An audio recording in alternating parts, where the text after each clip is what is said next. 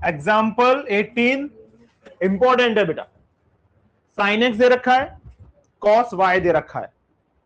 X और Y different angle होकर उसने बोल दिया x and y both lies in the second quadrant. Angle के अकॉर्डिंग ट्रिग्नोमेट्रिक फंक्शन की वैल्यू पॉजिटिव नेगेटिव हो सकती है। अगर एंगल फर्स्ट क्वाड्रेंट का है तो सारे ट्रिग्नोमेट्रिक फंक्शन पॉजिटिव होंगे, और सेकंड क्वाड्रेंट का है तो साइन और कॉसेक पॉजिटिव होंगे। एक्स और वाई सेकंड क्वाड्रेंट में लाई कर रहे हैं तो देखो साइन पॉजिटिव आया होगा और कॉस वाई नेगेटिव। और मुझसे पूछा किसका है इसने, साइन एक्स प्लस वाई, यही पूछ रहा है ना। साइन एक्स प्लस वाई, यहां तो कोई फॉर्मूला लग रहा है साइन ए प्लस बी का, क्योंकि इस बार एंगल स्प्लिट हो रहा है ना। तो जब भी किसी भी ट्रिग्नोमेट्रिक के फंक्शन के साथ वाला एंगल ए प्लस बी या ए माइनस बी की फॉर्म में लिखा जाए तो वहां पे एंगल सम फॉर्मूला लग जाता है। तो इसके हिसाब से देखा जाए तो sine x cos y plus cos x sine y. तो मेरे पास साइन एक्स की वैल्यू है, कॉस वाई की वैल्यू है, किस किस की वैल्यू नहीं है मेरे पास, कॉस एक्स और साइन वाई की।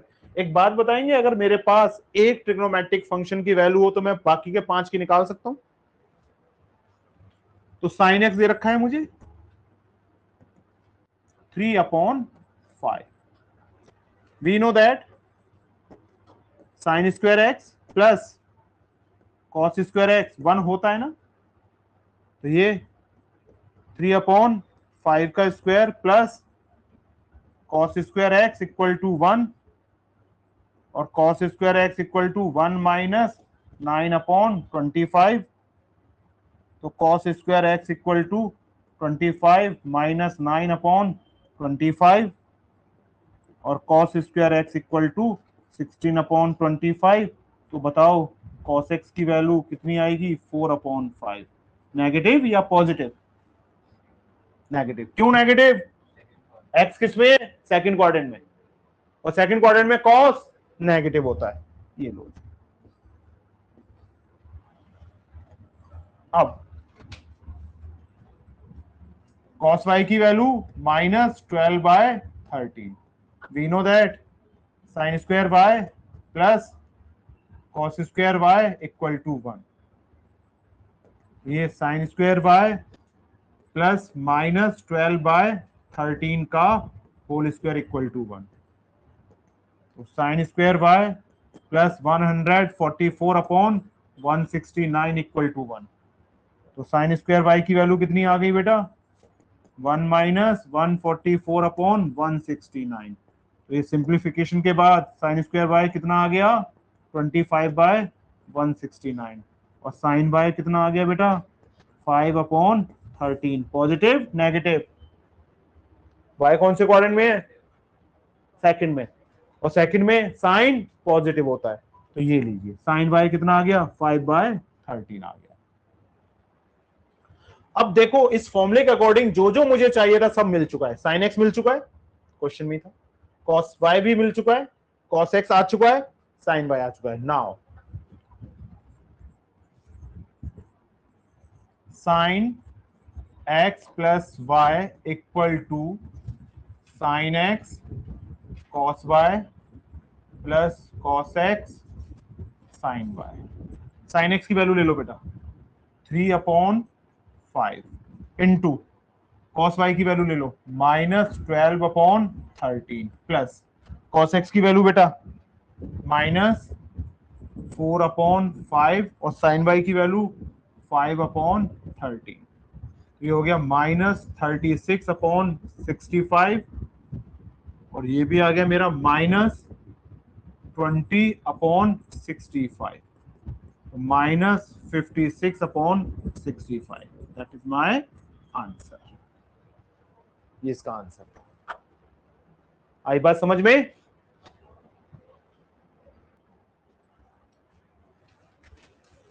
मोस्ट इंपोर्टेंट क्वेश्चन आ चुके हैं, अब ये ध्यान रखना, एग्जाम्पल के टेस्ट में दूंगा जितनी बार होगा। अरे यार इसमें नहीं, जब पूरे चैप्टर का लूंगा, या एक टेस्ट सिर्फ मिसलेनियस विद एग्जाम्पल भी ले सकता हूं। और ये क्वेश्चंस एग्जाम में भी टीचर बार बार पूछती है।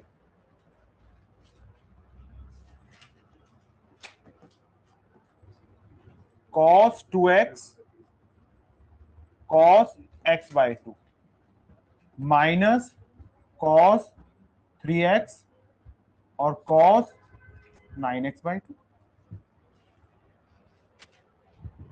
CND तो नहीं लग सकता ना। CND के लिए क्या होना चाहिए, दो ट्रिग्नोमेट्रिक फंक्शन होने चाहिए, साइन साइन के या कॉस कॉस के, और उनके बीच में प्लस या माइनस होना चाहिए। लेकिन यहां पे क्या देख रहा हूं, कॉस के साथ कॉस इंटू में है। जब कॉस के साथ कॉस इंटू में हो, साइन के साथ साइन इंटू में हो, या साइन के साथ कॉस इंटू में हो, तो प्रोडक्ट फॉर्मूला लग जाता है। लेकिन आपने एक चीज और नोटिस की होगी, प्रोडक्ट फॉर्मूला में सामने टू भी होता है ना, two cos A cos B, two sine A sine B, two sine A cos B. तो यहां पे टू नहीं है, और मैथ का रूल, अगर टू से मल्टीप्लाई तो टू से डिवाइड भी करना पड़ेगा। तो मैंने दोनों को टू से मल्टीप्लाई कर दिया। तो ये लो जी, बाहर वाला टू तो ये आ गया, अभी हो गया two cos 2x cos x by 2 minus two cos 9x by 2 और कॉस 3x। इंटू में अगर बड़ा एंगल पहले लिख लूं कोई फर्क तो नहीं पड़ना चाहिए, 3 into 2 लिखूं या 2 into 3 लिखूं, बात तो एक ही होती है। दोनों जगह सेम फॉर्मूला लगाए, और कौन सा फॉर्मूला लगाए, प्रोडक्ट फॉर्मूला। तो कौन सा फॉर्मूला लगाए बेटा हमारा, two cos A cos B, क्या होता है cos A plus B plus cos A minus B. ये लो, अब रिजल्ट ले लो उसका, cos A plus B cos, तो ए हो गया मेरा 2x plus x by 2 plus cos 2x minus x by 2, और ये माइनस, ये लीजिए। फिर कॉस एंगल कितना है 9x बाई 2 प्लस 3x और plus cos 9x by 2 minus 3x, ये लीजिए। हाफ कॉस, यहां पे एलसीएम कितना आ रहा है 2, ये रिजल्ट कितना आया 5x बाई 2, एलसीएम 2 तो 2 2 जा 4 प्लस 1 प्लस कॉस 4 में से बन गया तो 3x by 2 minus cos 15 x by 2 minus cos 9x में से 6x गया तो 3x बाई 2। इस वाले पार्ट से ये वाला पार्ट कट गया, 9x बाई 2 माइनस 3x करूंगा, एलसीएम आएगा 2, 9x minus 6x 3x by 2, LCM 2, 9x plus 6x 15x by 2, 4x minus x 3x by 2, 4x plus 1x 5x by 2। ये दोनों कट चुके हैं, तो क्या बचा मेरे पास 1/2 cos 5x by 2 minus cos 15x by 2। देखना कोई फॉर्मूला नजर आ रहा है, फॉर्म दोनों cos है, बीच में प्लस माइनस है, एंगल डिफरेंट है, ये तो क्या बन गया cos c minus cos d, और क्या होता है minus 2 sine c plus d by 2 और sine c minus d by 2।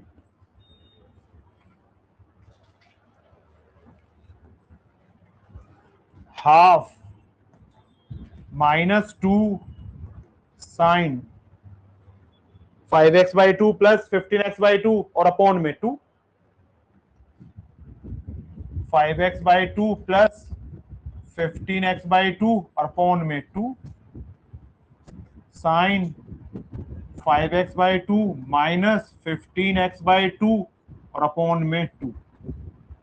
इस वाले 2 से ये वाला 2 कैंसिल, माइनस साइन, देखना बेटा दोनों का डिनोमिनेटर सेम है, न्यूमरेटर ऐड हो जाएगा 15 प्लस 5x 20, 20 का हाफ 10 और फिर 10 का हाफ, देख लो 5x by 2 plus 15x by 2, तो 20x/2, तो 10x/2 और 10x/2 का हाफ 5x, और ये साइन, ये क्या आया -5x/2। यस और नो?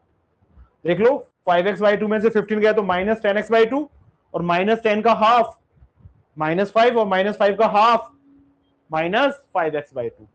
और यहां पर जब भी एंगल के साथ माइनस आ जाए तो sine minus theta minus sine theta होता है। फोर्थ क्वाड्रेंट का एंगल होता है ये, पता है ना? और फोर्थ क्वाड्रेंट में माइनस थीटा में करस्पॉन्डिंग चेंज नहीं होता, और फोर्थ क्वाड्रेंट में साइन नेगेटिव होता है। तो क्या हो गया, माइनस माइनस, और ये साइन 5x, और ये साइन 5x/2। तो रिजल्ट आ गया माइनस माइनस प्लस, तो साइन 5x और ये sine 5x/2 equal to RHS, hence proved.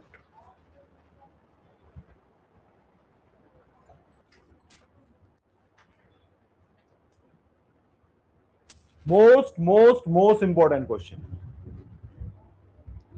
बहुत बार एग्जाम में आया हुआ है, फेवरेट क्वेश्चन है टीचर का।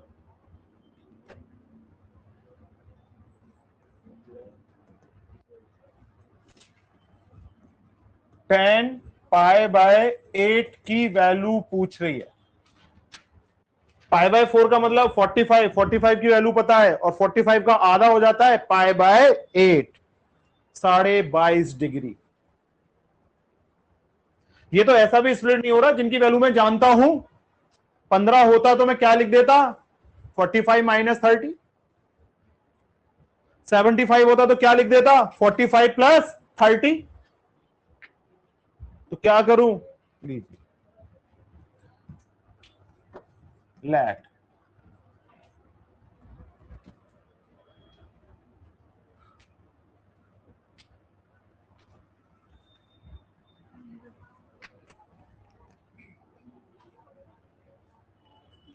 x इक्वल टू π/8, तो 2x इक्वल टू π/4 होगा।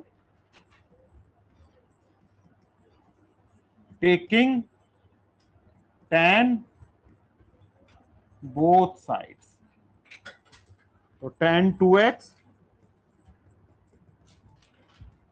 tan π/4, तो ये हो गया 2 tan x 1 minus tan square x equal to 1।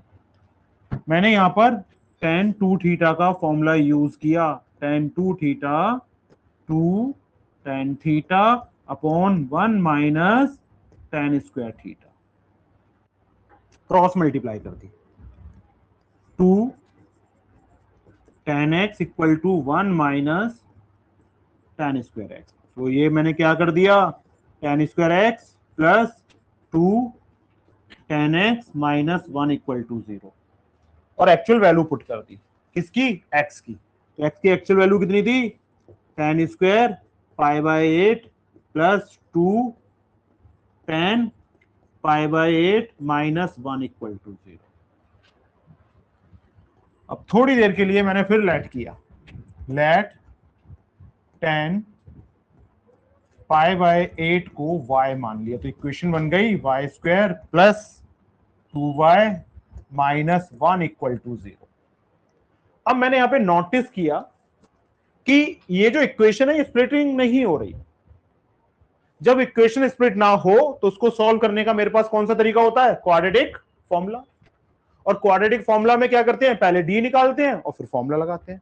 तो अब देखना जरा डी कितना आया, तो पहले बताओ a कितना था यहाँ पर 1, b कितना था 2, c कितना था -1। तो d का फॉर्मूला b² माइनस 4ac, तो ये 2 का स्क्वायर माइनस 4 इंटू 1 माइनस 1, तो ये 4 और प्लस 4, तो d की वैल्यू आ गई 8। अब y की वैल्यू कितनी आएगी, -b plus minus √d upon में 2a। ये किसका फॉर्मूला था बेटा, हमारा क्वाड्रेटिक फॉर्मूला। यही होता है ना quadratic formula, -b plus minus √d upon 2a। अब वैल्यू डाल दो, तो जी y की वैल्यू माइनस b की वैल्यू कितनी आई 2, प्लस माइनस अनरूट में 8 और ये 2 इंटू 1, तो y की वैल्यू कितनी आ गई -2 प्लस माइनस 2√2 अपॉन में 2। कुछ कॉमन आ रहा है न्यूमरेटर? मेरे हिसाब से न्यूमरेटर से कॉमन आ रहा है 2, तो y इक्वल टू 2 ले लिया कॉमन, -1 प्लस माइनस √2 और अपॉन में 2, 2 से 2 कट गया, तो y की वैल्यू कितनी आ गई, एक -1 प्लस √2 और दूसरी वैल्यू आ गई y की वैल्यू -1 माइनस √2, तो ये हो गया y इक्वल टू √2 -1 और ये y हो गया माइनस कॉमन लेने के बाद √2 प्लस 1। y एक्चुअल में क्या लेट किया था आपने, 10π/8, ये 10π/8 की वैल्यू कितनी आ गई बेटा, √2 -1 और यहां से ये 10π/8 की वैल्यू कितनी आ गई, -√2 प्लस 1। π/8 मतलब 22.5 डिग्री, और 22.5 डिग्री का मतलब होता है फर्स्ट क्वाड्रेंट, और फर्स्ट क्वाड्रेंट में कोई भी ट्रिग्नोमेट्रिक फंक्शन नेगेटिव नहीं हो सकता, तो इसके आगे क्या लिख दिया मैंने, not possible.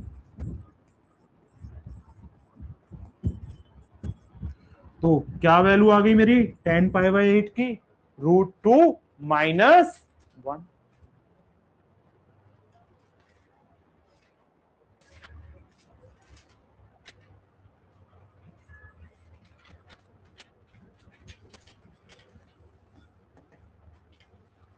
tan x 3/4 pi less than x less than 3π/2, इस पे फोकस किया तो x lies in third quadrant, x की वैल्यू 180 से बड़ी और 3π/2 का मतलब क्या होता है 270, 270 से छोटी, तो जब भी x की वैल्यू 180 से बड़ी होगी और 270 से छोटी होगी तो x कौन से क्वाड्रेंट में लाई करेगा, थर्ड में, और थर्ड में 10 पॉजिटिव होता है। फर्स्ट मुझसे पूछ क्या रहा है, वही तीन वैल्यू पूछेगा, sin x/2, cos x/2 और tan x/2। tan x/2 की मैं कभी टेंशन लेता नहीं, क्योंकि जब मेरे पास sin x/2 और cos x/2 आ जाएंगे तो मैं tan x/2 निकाल सकता हूं डिवाइड करके। जब x थर्ड क्वाड्रेंट में है तो x/2 कौन से क्वाड्रेंट में आएगा बेटा, सेकंड क्वाड्रेंट में। ऑब्वियसली बात है, अगर x थर्ड में है तो x/2 सेकंड में आएगा, अगर x सेकंड में है तो x/2 फर्स्ट में आ जाएगा। बड़ा सिंपल सा लॉजिक है। मैंने आपसे बोला था कि जब कभी भी मुझसे ये तीन वैल्यू पूछे तो मेरे पास सिर्फ एक वैल्यू होनी चाहिए, cos x। 10th क्लास में मैंने तीन आइडेंटिटीज सीखी थी, और ये आइडेंटिटीज मेरी बड़ी मदद करती हैं एक ट्रिग्नोमेट्रिक फंक्शन से किसी दूसरे ट्रिग्नोमेट्रिक फंक्शन की वैल्यू निकालने के लिए। पहली क्या थी, sin² x plus cos² x equal to 1, और दूसरी क्या थी, sec² थीटा माइनस या equal to tan² theta plus 1, और ये cos x² theta 1 plus cot² theta. कोई प्रॉब्लम? क्वेश्चन में tan गिवन है, tan से क्या मिल जाएगा मुझे, sec, और sec से मुझे cos मिल जाएगा ना, तो मैंने क्या किया, sec² थीटा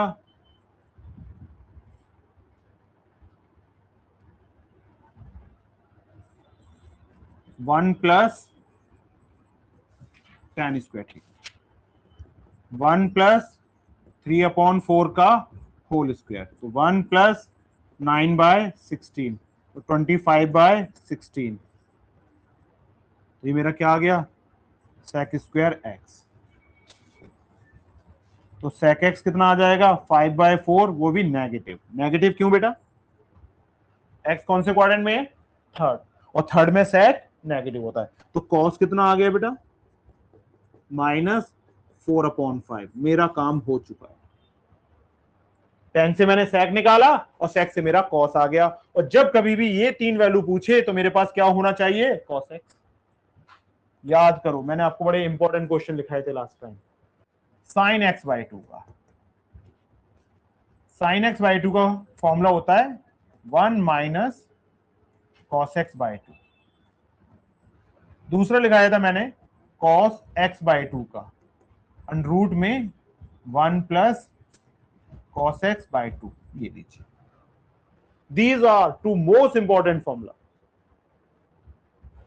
अब देखो यहां से क्या आया, अंडर रूट 1 माइनस 4/5 अपॉन में 2, ये हो जाएगा 9/10।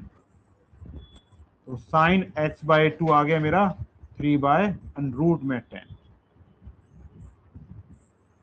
पॉजिटिव आना चाहिए, नेगेटिव आना चाहिए।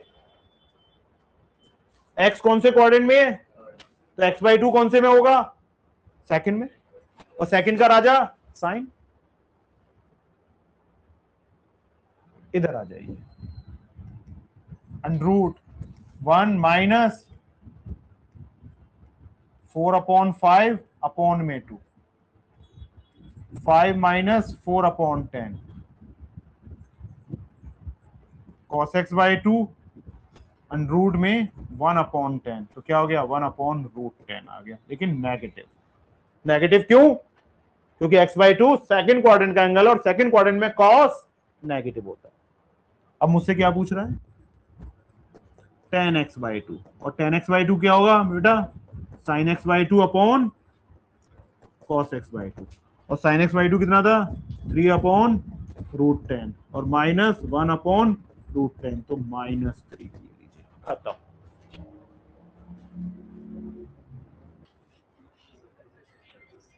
This is a most important question.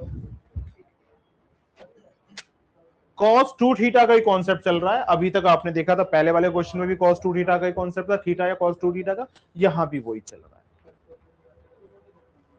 यहां पर cos स्क्वायर x है, याद करो cos 2 थीटा को 2 cos स्क्वायर थीटा -1 लिखा जा सकता है। 1 को इधर ले आए तो ये 1 plus cos 2 theta equal to 2 cos square theta. और खुद सोच लो कि cos स्क्वायर थीटा की value 1 plus cos 2 theta by 2 आ गई। डन। अब solution, cos square x plus cos square x plus π/3 plus cos square x minus π/3। तो मैंने यहां पर cos स्क्वायर थीटा का फॉर्मूला लगा दिया। तो cos स्क्वायर थीटा जो होता है वो 1 प्लस cos 2 थीटा बाय 2 होता है। cos square theta 1 minus sign square theta भी होता है, लेकिन यहां पर राइट हैंड साइड में सिर्फ एक वैल्यू आ रही है। तो cos स्क्वायर थीटा का formula 1 plus cos 2 theta by 2 होता है। और याद करो ये फॉर्मूला मैं आपको लिखा चुका हूं। कौन सा formula, 1 minus cos 2 theta equal to 2 sine square theta, और 1 plus cos 2 theta equal to 2 cos square theta. ये फॉर्मूले मैं आपको लिखा चुका हूं।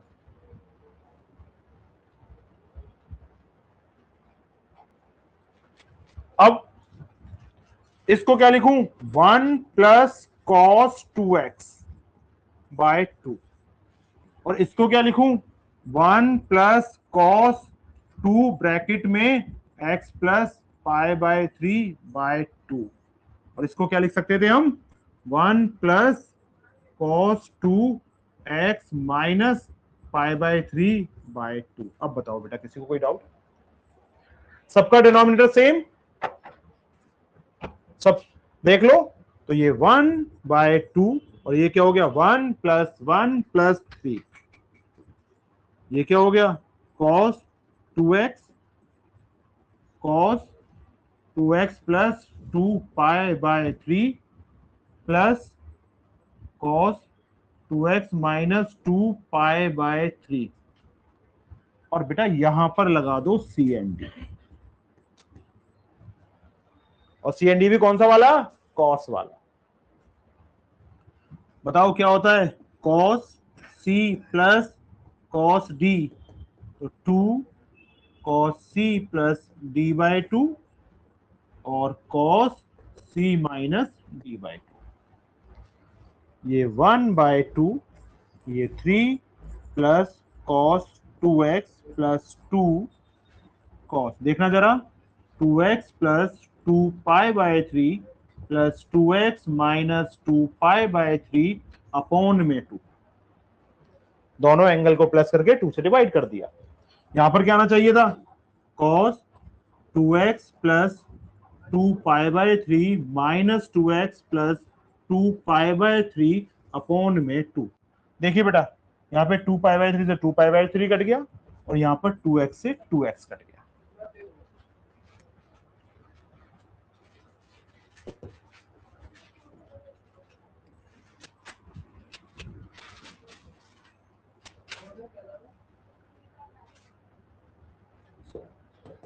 ये लीजिए, तो 1/2 3 प्लस cos 2x प्लस 2। देखना, 2x plus 2x, 2x plus 2x 4x, 4x का हाफ, तो cos 2x। और cos देखना जरा, 2 पाई/3 प्लस 2 पाई/3, 2 पाई/3 प्लस 2 पाई/3 4 पाई/3, और 4 पाई/3 का हाफ 2 पाई/3। 2 पाई/3 कितना होता है वैसे? पाई/3 का मतलब, पाई/3 का मतलब 60, और 62 जा 120, तो कितना आया? 1/2 3 plus cos 2x plus 2 cos 2x, और ये cos 120। ये लीजिए,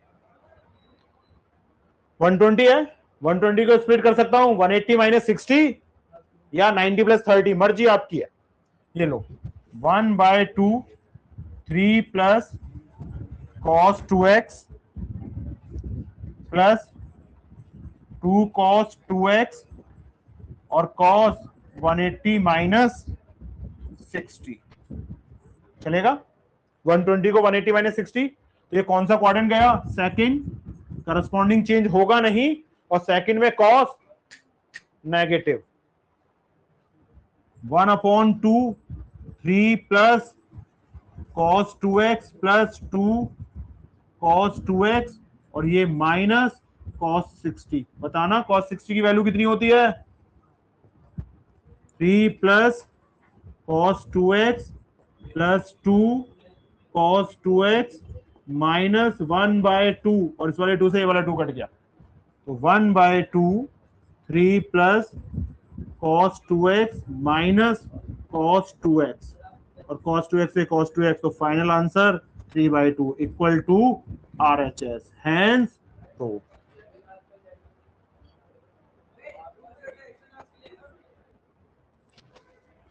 क्वेश्चन नंबर 12 खत्म करने की कोशिश करते हैं आज इसको। Show that relation R defined in the set A. What is the A?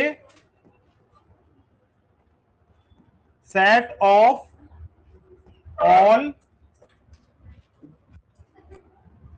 triangles. Set of all triangles. इसमें बहुत सारे ट्राइंगल हैं, हर तरीके का ट्राइंगल है। तो रिलेशन क्या दे रखा है? T1, T2 such that T1 is congruent to T2।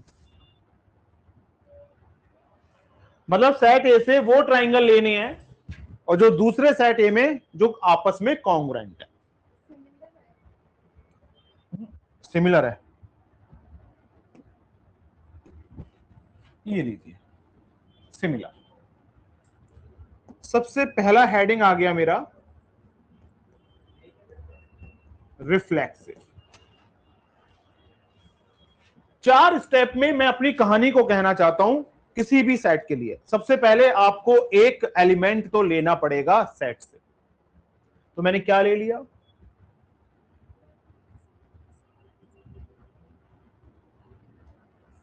Late T1 belongs to ए। मतलब सेट ए से मैंने एक ट्राइंगल ले लिया। अब हर ट्राइंगल खुद के कॉन्ग्रेंट होता है या नहीं होता? होता है। खुद के सिमिलर भी होता है। कोई भी ट्राइंगल होगा तो वो खुद के सिमिलर भी होगा, और जब वो खुद के सिमिलर होगा तो मेरी कंडीशन ट्रू हो रही है।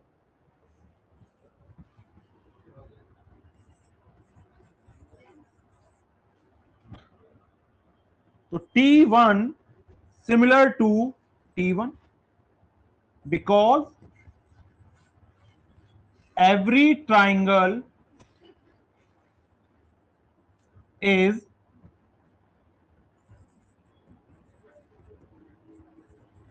similar to itself।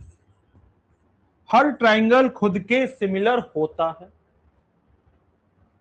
तो implies that T1 comma T1 belongs to R।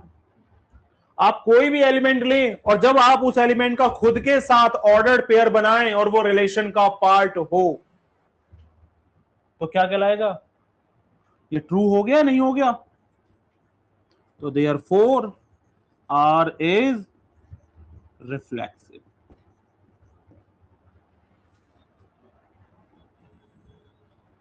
एक एलिमेंट लिया सेट ए से, फिर देखा क्या वो खुद के सिमिलर है, मतलब ट्राइंगल, तो मुझे समझ में आया कि हर ट्राइंगल खुद के सिमिलर होता है। तो इसका मतलब T1 comma T1 belongs to R। ये तो ट्रू हो गया। ट्रू हो गया तो रिफ्लेक्सिव हो गया हर एलिमेंट के लिए। अब हेडिंग डाला मैंने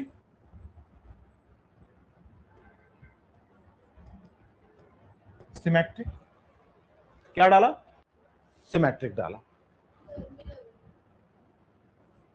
late T1 comma T2 belongs to A।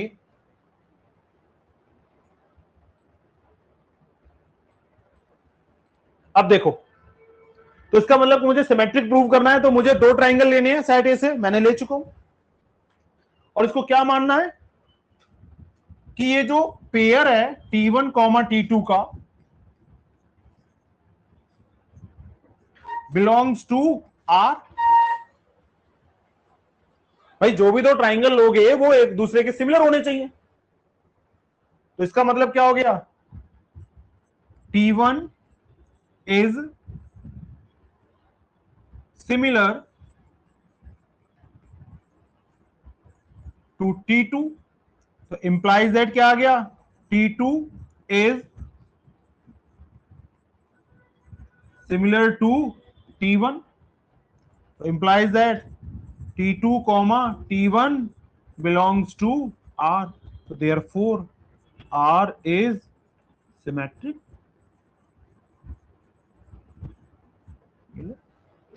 हो गया symmetric. Next condition,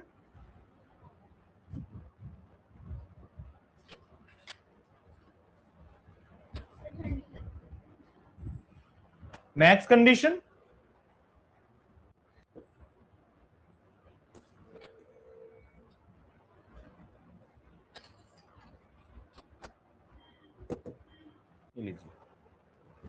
transitive.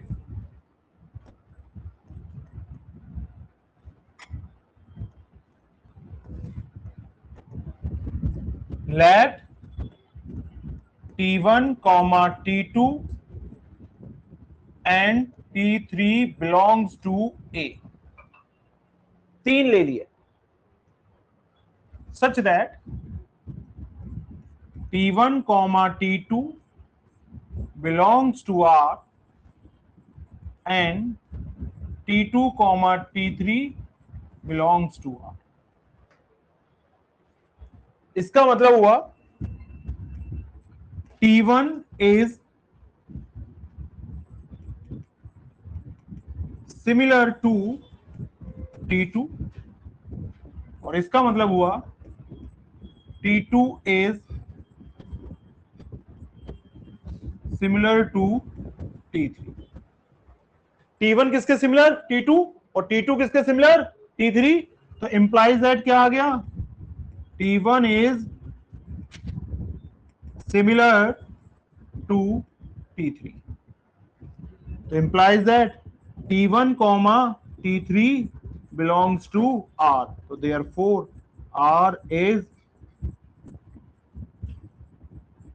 Transitive. ये लो जी, ट्रांजिटिव भी हो गया।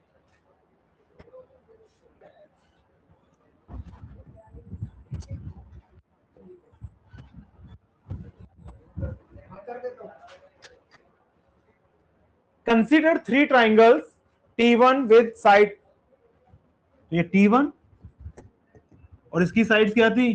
3, 4 और 5। T2 5, 12 और 13 और T3 6, 8 और 10। T1, T2 and T3 are related. Why, what is the condition for the relation? Triangle should be similar. Triangle कैसे होने चाहिए? Similar.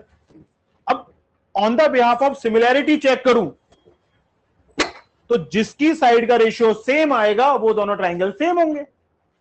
T1 T2 का रेशियो आ रहा है 3/5, 4/12, 5/3, नहीं है ना सेम? तो देखो 3/6 equal to 1/2 comma 4/8 equal to 1/2 comma और 5/10 इक्वल टू 1/2। तो implies that T1 similar to T3। T1 T3 के सिमिलर है। कौन सा ट्राइंगल किसके सिमिलर है? A1/A2 equal to B1/B2 equal to C1/C2। अगर तीनों करस्पॉन्डिंग साइड्स का रेशियो सेम आ रहा है तो ट्राइंगल सिमिलर होते हैं। तो ये रेशियो मुझे किसके साथ मिला? T1 और T3 में। देख लो 3/6 1/2, 4/8 1/2, 5/10 1/2। बाकी किसी का रेशियो सेम नहीं आ रहा है क्योंकि 5/6 12/8 के बराबर नहीं होता। Show that the relation R defined in the set A। तो पहले सेट ए को लिख लेते हैं बेटा। क्या था set A? All polygons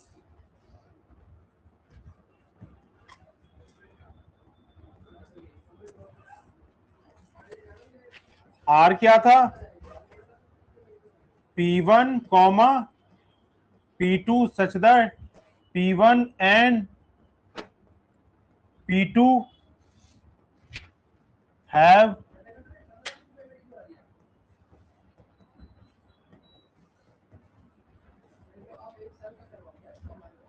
number of sides।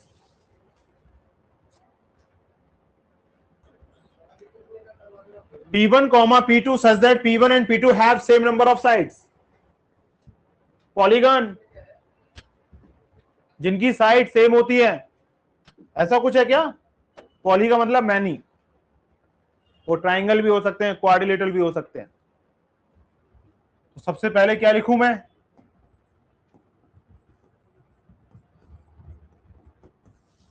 Reflexive. Let P1 belongs to A। जब आप किसी भी पॉलीगन को खुद के साथ कंपेयर करोगे तो उनकी साइड्स तो सेम आएंगी ना।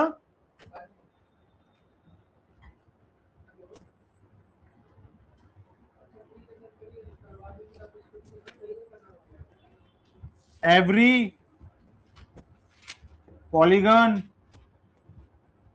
Has equal sides to itself। So implies that P1 comma P2 belongs to R. True. So therefore, R is reflexive. P1 comma P1 P1 comma P1 ही आएगा. P1 and P1 are same polygon. भाई P1 and P1 are same polygon और same polygon have equal sides. अगर मैं यहां पे ये ना लिख के ये लिख दूं P1 and P1 are same polygon and same polygon have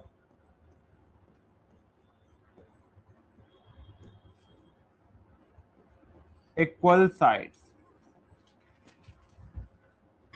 So therefore P1 comma P2 belongs to P1 comma P1 belongs to R. तो ये ट्रू हो गया. ट्रू होने का मतलब क्या है कि ये रिफ्लेक्सिव है. अब इधर नेक्स्ट पे हेडिंग क्या रहेगा इस बार? सिमेट्रिक. तो late P1 comma P2 belongs to A such that P1 comma P2 belongs to R. इसका मतलब क्या हो गया? P1 and P2 have same number of sides. तो implies that क्या हो जाएगा? P2 and P1 also have same number of sides. कोई फर्क पड़ना है? तो implies that P2 comma P1 belongs to R. So therefore R is symmetric.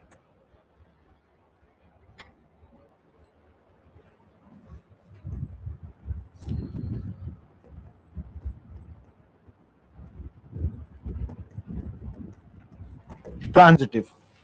ठीक है. ट्रांजिटिव में कितने एलिमेंट लेने हैं मुझे? Let P1 comma P2 comma P3 belongs to A such that P1 comma P2 belongs to R and P2 comma P3 also belongs to R. भाई ये दोनों ordered pair belongs to.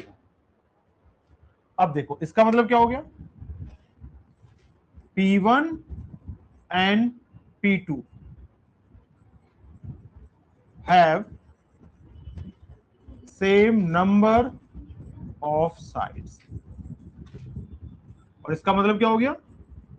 P2 and P3 have same number of sides. P1 में जितनी sides है उतनी P2 में और P2 में जितनी साइड्स है उतनी P3 में. तो इसका मतलब अगर मान लो P1 में 4 साइड्स हैं तो P2 में भी कितनी होंगी? तो फिर P3 में भी कितनी होंगी? तो जितनी साइड्स P1 में है उतनी साइड्स किस में भी आ गई? P3 में भी. तो implies that P1 and P3 have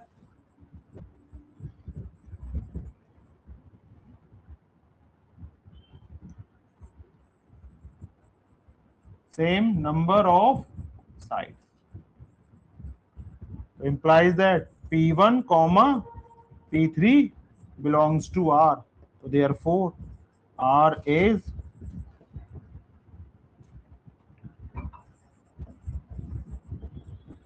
transitive. R is reflexive, R is symmetric, and R is transitive. So therefore R is an equivalence relation. Clear? What is the set of all elements in a related to the right angle triangle T with sides 3, 4, 5? अब मुझे क्या कहना चाह रहा है कि एक triangle है जिसकी साइड 3 4 5 है, 3 4 5, तो ये किससे रिलेट करेगा? तो ये तो राइट एंगल ट्राइंगल से तो रिलेट करेगा भाई। 3 4 5 are the sides of a right angle triangle. तो what is the set of all elements in A related to the right triangle T with sides 3 4 5? अब बोलो क्या कहना चाह रहे हो यहां पे? T क्या है? एक ट्राइंगल है, वैसे है ये कौन सा? राइट एंगल ट्राइंगल, क्योंकि इसमें साइड कौन कौन से? 3 4 एंड 5। लेकिन ये चाहता क्या है? Related to. तो मुझे यहां पे उसके नेचर से मतलब नहीं है, मुझे यहां पर उसके नेचर से मतलब नहीं है कि राइट एंगल ट्राइंगल है, ऑब्ट्यूज एंगल है, एक्यूट एंगल है, इक्विलेटरल है। मुझे मतलब है कि पॉलीगन से। और इस पॉलीगन में कितनी साइड्स हैं? 3 है ना। तो इसका मतलब वो पॉलीगन आप ले सकते हो जिसमें 3 साइड्स हो, और 3 साइड से कौन सी फिगर बनती है? ट्राइंगल। तो इसका मतलब ये टी किससे रिलेट होगा? Set of all triangles, because set T has 3 sides. So those figures which have 3 sides are known as triangles. So set of all triangles. Let L be the set of all lines in xy plane. xy plane का मतलब Cartesian plane हो गया, x axis और y axis. R be the relation in L defined as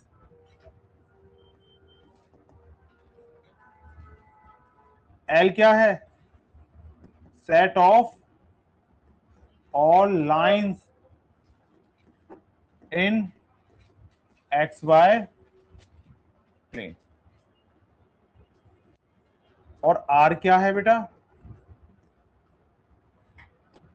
braces में L1 comma L2 such that L1 is parallel to L2। First point, reflexive. First point reflexive. अब समझिए मेरी बात, x Y plane में जितनी भी line है, और ये जो रिलेशन है आपको वो लाइन लेनी है जिसमें लाइंस आपस में पैरेलल है। तो सबसे पहले मैंने क्या किया? Let L1 belongs to A।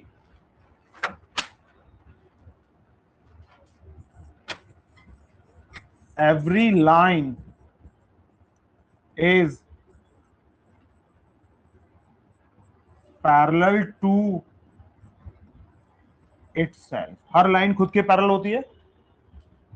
तो therefore L1, या इसको एक काम करते हैं यहां पे थोड़ा सा,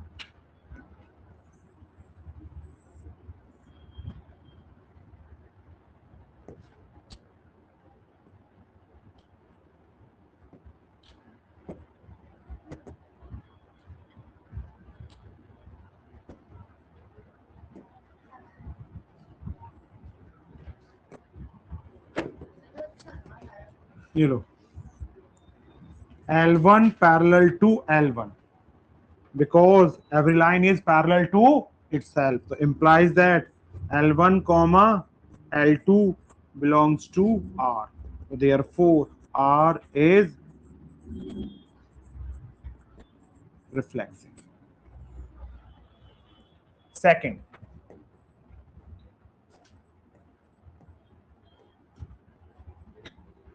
सिमेट्रिक। तो सिमेट्रिक के लिए क्या करोगे आप? L1 let L1 comma L2 belongs to A such that L1 comma L2 belongs to R। तो इसका मतलब क्या हो गया? L1 parallel to L2 implies that L2 parallel to L1 implies that L2 comma L1 also belongs to R, so therefore R is symmetric। Third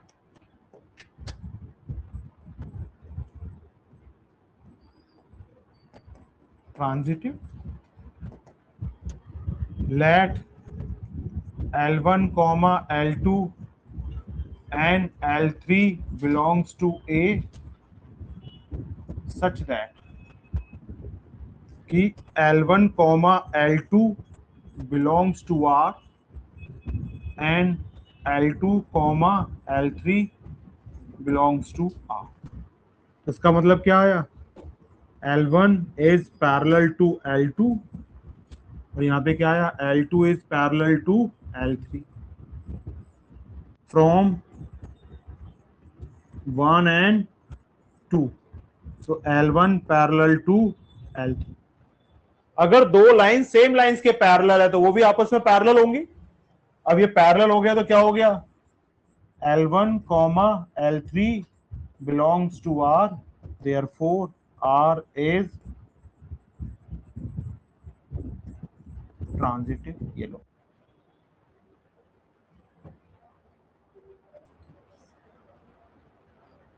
Show that R is an equivalence relation. अब ये कह रहा find the set of all lines related to the line, मतलब इस line के रिलेटेड हो. What is the condition of the relation कि दो लाइंस पैरेलल हो गए. तो इसका मतलब कोई भी लाइन इस लाइंस के पैरेलल हो गया, आप उसको ले सकते हो ना अकॉर्डिंग टू कंडीशन. और मैंने आपको 11th में एक चीज और सिखाई थी, y equal to mx plus c में जब भी आप इक्वेशन को रिड्यूस करते हो तो m क्या कहलाता है? Slope of line. और जो दो लाइन जो पैरेलल होती हैं उनका स्लोप सेम होता है. तो अगर मैं यहां की सिचुएशन के हिसाब से देखूं,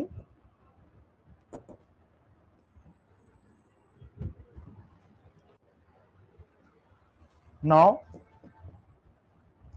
y equal to 2x plus 4, तो slope of given line equal to 2, therefore any line which has slope 2 is parallel to given line. So therefore set of all lines which are related to y equal to 2x plus 4 are y equal to 2x plus c. c क्या है? Constant, कुछ भी हो सकता है. और अब देखो दोनों का स्लोप सेम है ना, और जब दो लाइंस का स्लोप सेम हो तो वो लाइंस पैरेलल होती है. तो ऐसी लाइन जिनका स्लोप भी 2 होगा वो सब इसके पैरेलल होंगी. तो इसका मतलब ये सब की सब लाइन जो भी हैं, जो सी कोई भी कांस्टेंट हो सकता है, इससे रिलेट करेंगे, क्योंकि रिलेशन की कंडीशन यही थी कि दोनों लाइंस को पैरेलल होना पड़ेगा.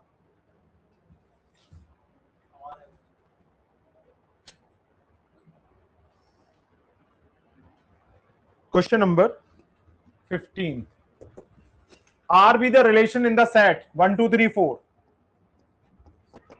A आ गया 1 2 3 4 और R क्या आ गया बेटा? 1 1 2 2 3 3 4 4 और उसके बाद 1 2 1 3 और 3 2. पूछ रहा है करेक्ट आंसर. पहली बात, ये रिफ्लेक्सिव तो है. रिफ्लेक्सिव क्यों है? क्योंकि जितने भी एलिमेंट सेट ए में दे रखे हैं, हर एलिमेंट का जब खुद के साथ ऑर्डर पेयर बनाओगे, सेट ए के हर एलिमेंट का जब खुद के साथ ऑर्डर पेयर बनाओगे तो क्या क्या बनेगा? 1 1 2 2 3 3 4 4 सब है. एक काम करते हैं, 1 2 का रिवर्स 2 1 नहीं है ना, 3 2 का रिवर्स नहीं है ना, तो ये सिमेट्रिक नहीं है. अब एक काम करते हैं, ऐसे ऑर्डर पेयर देखते हैं। अब देखो इसके साथ ये रखा जा सकता है ना, 1,1 belongs to R, 1,2 belongs to R, तो 1,2 भी बिलोंग्स टू आर है ना। 1,1 के साथ 1,3 भी रखा जा सकता है ना। 1,1 belongs to R, 1,3 belongs to R, तो 1,3 भी रिलेशन का पार्ट है। अब एक काम करो, इन दोनों को देख लो, तो 1,3 belongs to R, 3,2 belongs to R, तो 1,2 भी है ना। इन दोनों को भी देख लो, 1,3 belongs to R, 3,3 belongs to R, तो 1,3 बिलोंग्स टू आर है ना। ये इन दोनों के साथ भी जा सकते हो, 1,2 belongs to R, 1,2 belongs to R. अब एक काम और करते हैं, इसको इसके साथ देख सकते हैं और इसको इसके साथ भी देख सकते हैं। 3,2 belongs to R, 1,2 belongs to R, तो बीच की हटाए तो 3,1 बिलोंग्स टू आर है ना। देख लो 3,2 और ये 2,2, तो 3,2 है ना बिलोंग्स टू आर, और इसके साथ जाएंगे तो 3,1, इसके साथ देखना 3,2 बिलोंग्स टू आर एंड 1,2, इससे तो मैच ही नहीं होगा ना, ये इसके साथ तो पेयर बनाएगा ही नहीं है। ये लो, तो इसका मतलब क्या हुआ, ये रिलेशन कैसा है, रिफ्लेक्सिव है, ट्रांजिटिव है और सिमेट्रिक नहीं है। तो what is the option, reflexive and transitive but not symmetric. Let R be the relation in the set N given by A comma B such that A equal to B minus 2 comma B greater than 6। B की value 6 से बड़ी होनी चाहिए। N और N क्या है, natural number, given by R दे रखा है, तो B minus 2, तो B is greater than 6। Choose the correct answer. C, तो B की वैल्यू 6 से बड़ी होनी चाहिए। तो इसमें देखो, इसमें B की वैल्यू कितनी है, 4, नहीं चलेगा। तो फिर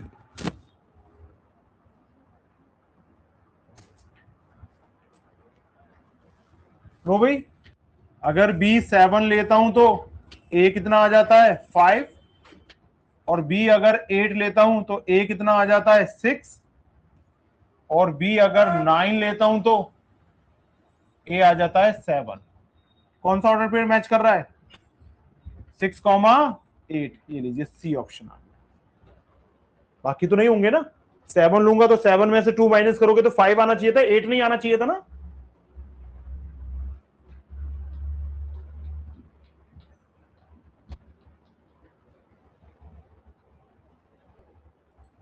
ये लीजिए, show that relation R in R, real to real का रिलेशन है। रिलेशन क्या दे रखा है मुझे, R such that A comma B, A less than equal to B is reflexive and transitive but not symmetric। Reflexive है, transitive है और रियल नंबर का रिलेशन है ये।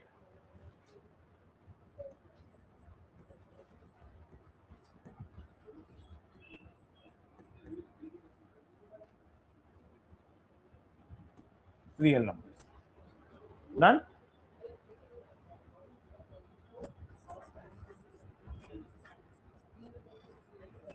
reflexive, let A belongs to R,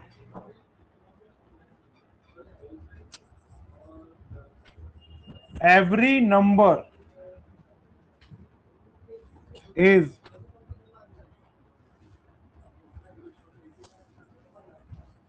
less than equal to itself। तो A comma A belongs to R। जब आप same number में कंपैरिजन करें, अगर नंबर छोटा नहीं होगा तो बराबर तो होगा, इन दोनों में से कोई भी कंडीशन ट्रू हो जानी चाहिए।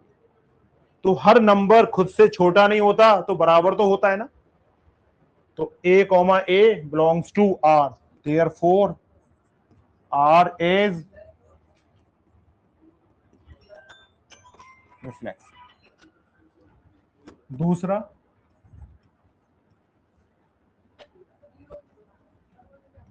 symmetric.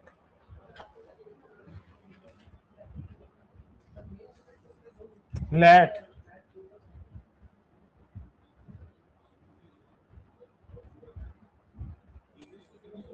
One comma two belongs to R, मान लेते या ऐसे मान लो, one comma two belongs to capital R, such that one comma two belongs to R. तो देखो one is less than two, but 2 is not less than 1, so implies that 2 comma 1 does not belongs to R, therefore R is not symmetric. लेकिन 1 1 ले लूं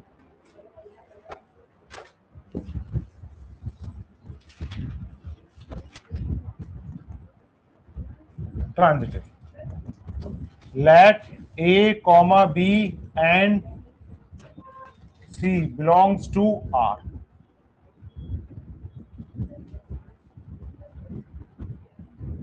Such that A comma B belongs to R and B comma C also belongs to R.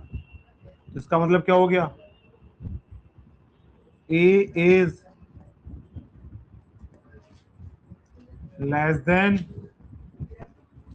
equal to B और B is less than equal to C. So from 1 and 2, A B से छोटा है अगर बराबर नहीं है तो,